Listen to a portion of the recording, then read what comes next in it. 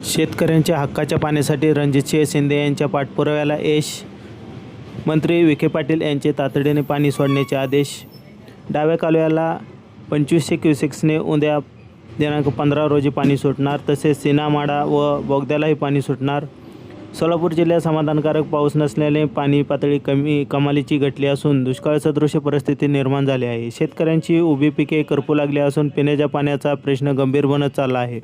याच पार्श्वभूमीवर मुंबई येथे सोलापूर जिल्हा दूध उत्पादक प्रक्रिया संघाचे चेअरमन तथा भाजपचे नेते रणजितसिंह शिंदे यांनी राज्याचे जलसंधारण व जलसंपदा मंत्री राधाकृष्ण विखे पाटील यांची भेट घेऊन जिल्ह्यातील वस्तुस्थिती मांडली. उजनी धरणात सध्या 50% जलसाठा उपलब्ध असल्याने धरणातून सीना-माडा उपसा सिंचन योजना, उजवा डावा कालवा तसेच भीमा-सीना जोड कालव्याद्वारे तातडीने पाणी सोडण्याबाबतचे निवेदन रणजितसिंह शिंदे यांनी मंत्री महोदयांना दिले होते.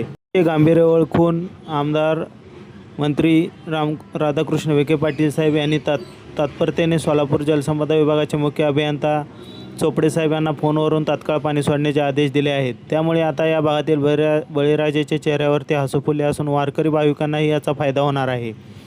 याबद्दल माढा विधानसभा मतदारसंघातील शेतकऱ्यांच्या वतीने रणजितसिंह शिंदे यांनी मंत्री राधाकृष्ण विखे पाटील साहेब व ग्रामविकास मंत्री तथा जिल्ह्याचे पालकमंत्री जयकुमार गोरे साहेब यांचे आभार मानले आहे.